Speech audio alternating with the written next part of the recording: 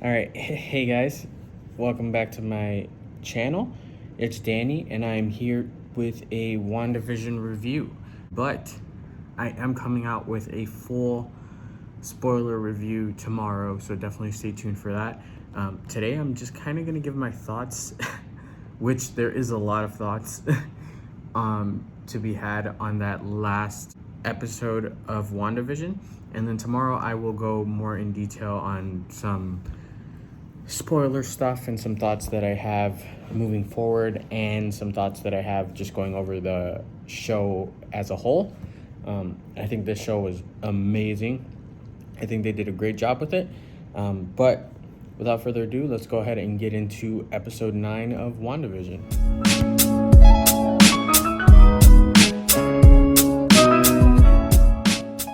All right, so episode 9 of WandaVision.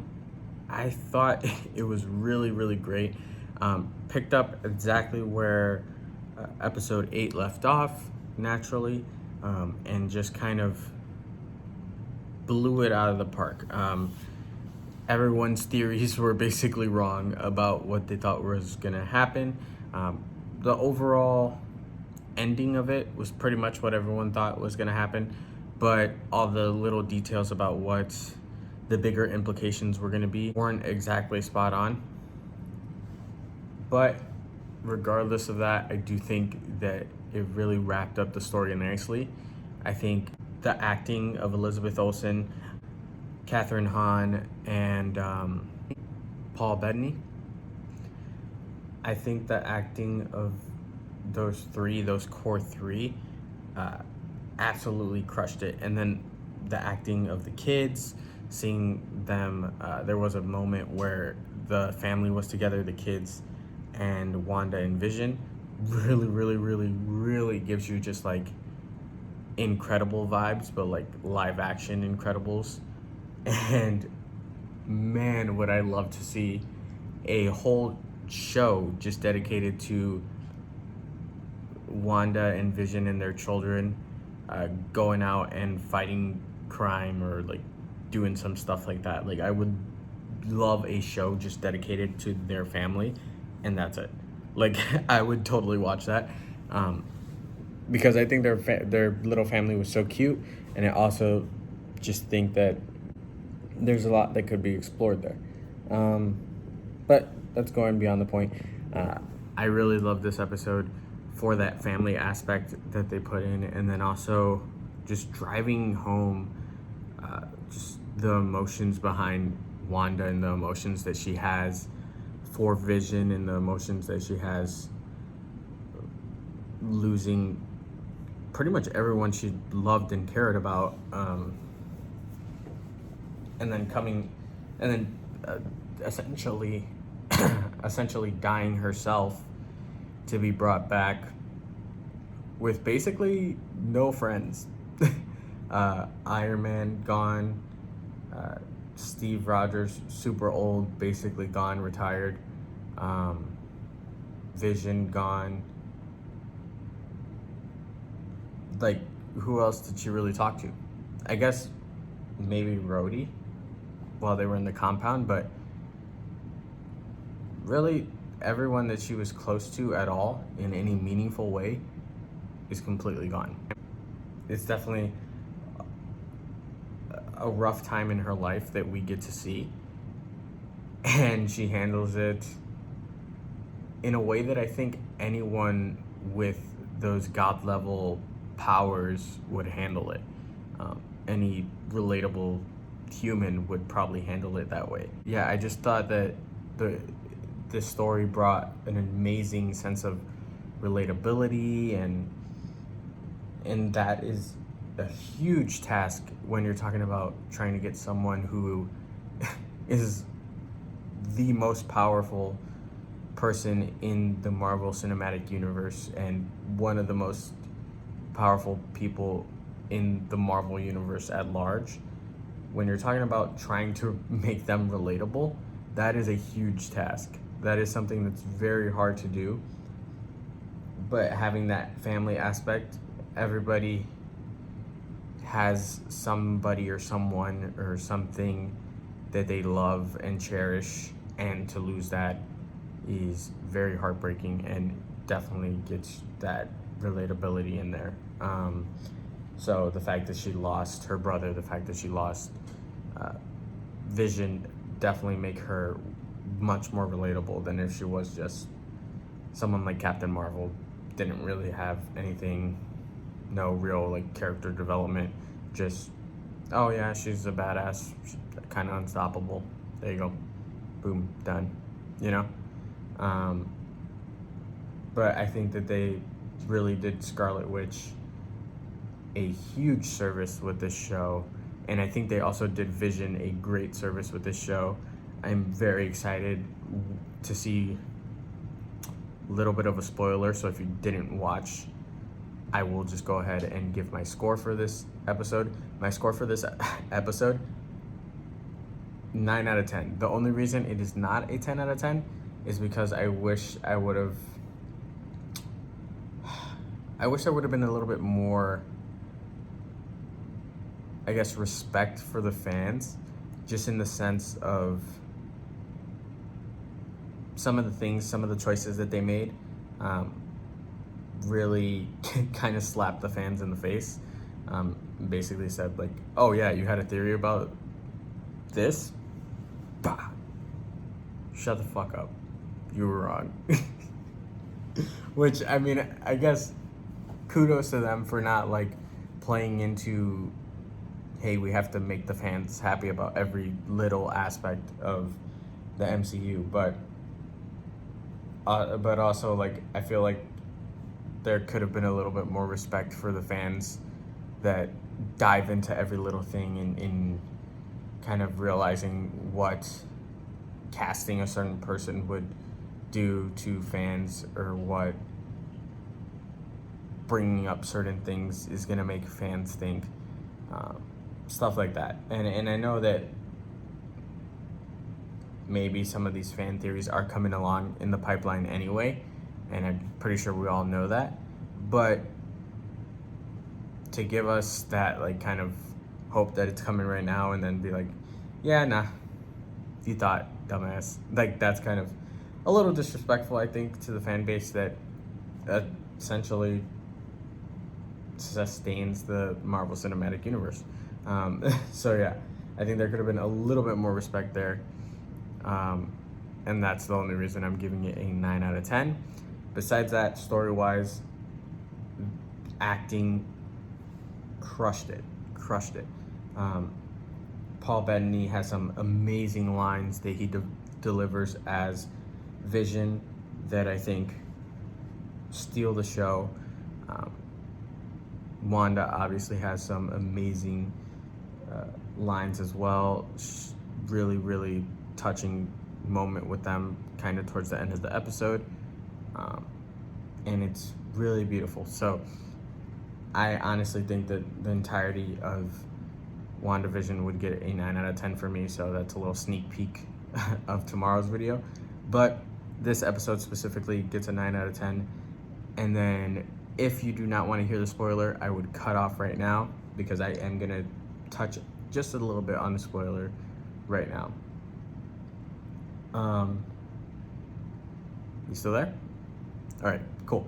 So I'm very, very excited to see what White Vision is gonna do. There were two visions that kind of fought it out in the last episode, with both of them essentially walking away from that fight unscathed, because the Vision in the Hex reminded the White Vision of who he really is, and kind of took that block off that he had in his head, so that he could remember his past. So, really excited to see, because I don't think White Vision is going to have any of those feelings, but the fact that he can kind of look back at the person that he was and look back at the feelings that he used to have, I think will make him sort of a little bit more human, but I feel like he's gonna definitely be more robot than ever. And I'm very interested to see what becomes Vision. Like, what happens to White Vision? Where did he go? What does he do? All this type of stuff. So, very interested to see that, and very interested to see maybe he becomes a villain and tries to make Ultron, because the robot side of him says, hey, I was wrong for trying to stop Ultron. He really is trying to bring peace, and humans are the ones that destroy peace. I know that because a human sent me to essentially kill myself. So I don't know, like, there's so much that could be done with Vision as a character, and Paul Bettany is an amazing actor that I think the MCU deserves to see more of. I think Vision hasn't been used that well in the MCU up until this point. Neither has Scarlet Witch. So I hope that changed. I hope that changed after this show, because they both have huge fan bases now, and I really hope that Marvel sees that these characters are worth putting a little bit more effort into, especially now that you don't have somebody like Robert Downey Jr. To payroll anymore. So yeah, definitely excited to see where he goes, and also excited to see what is going to go on with the whole, like, Scarlet Witch versus just plain Wanda Maximoff, because it seemed like there were two separate entities at the end credits there. So we'll see what happens with that as well. And then the fact that they really just cast Evan Peters, that's I think the ultimate disrespect. Well, not even that they just cast him. I kind of got that point. I got that he was just cast and he was just going to be somebody from the town or whatever. And I was okay with that. But then going out of your way to make his name Boner, and to make him just a stupid, like, silly character from that town, I think like that was a purposefully done thing to kind of slap fans in the face, I think. And I'm not saying it's negative per se. I guess it is good to kind of keep fans on their toes, being like, hey, you thought that he was from the X-Men universe, but nope, he's not. He's just a dude named, like, something Boner, and he's just from this little town, and you probably will never see him again. So there's that, but there's also the whole, like, it's just, hey, people were gonna get excited for this. That people were gonna spend hours and hours and hours making videos about how it's gonna connect to the X-Men universe and everything like that. And that stuff is fun for people. I'm not saying that it's not, but it's a little sad to waste people's time and get people a little bit excited for something that's not real, but then also add insult to injury with that by just, like, kind of rubbing it in their face, like, yeah, this guy's name is Boner. You thought he was from the X-Men universe. So that's why I give it a 9 out of 10. I think they could have shown a little bit more respect for the fans in that sense. Kind of holding back. There was really no need to have his name in there. Like, that was a complete throwaway line. And it was literally just meant as a slap in the face to the fans. So I think that was a little messed up. But besides that, absolutely loved the show. Absolutely loved pretty much every choice that they made. I even support the choice of casting Evan Peters but not making him the X-Men version of himself, because that sets a precedent. It lets us know, like, hey, these characters, these actors, they might have been great, but they're not going to be our version of stuff. They're not going to be our X-Men. They might show up in the MCU as other characters, but essentially they're not going to be our X-Men. So, and you never know, because with the multiverse, you can usually, like, you can literally use that to explain anything away. So this character who pretended to be Pietro in the Hex could also actually be Pietro in another universe somewhere. So yeah, anyway, peace out, guys. Love you. Stay safe. I hope you enjoyed this video. I hope you enjoyed WandaVision. If you have not watched it yet, please do yourself a favor, get Disney Plus. If you don't want to get Disney Plus, ask someone who you know has Disney Plus to watch this. Like, it's really, really great. And if you're an MCU fan at all, I would say it's a must watch. Like, I went into it thinking like, oh, it's gonna be its own self-contained thing, it's not gonna matter. But there are some big implications for Doctor Strange. There are some big implications for the future of the MCU and who the next kind of bad guy might be, or just in general. Like, there's some pretty big implications with Wanda's power and what she's unleashed and what she's capable of. And there's also just a great grounded story about family and love and grief and dealing with loss that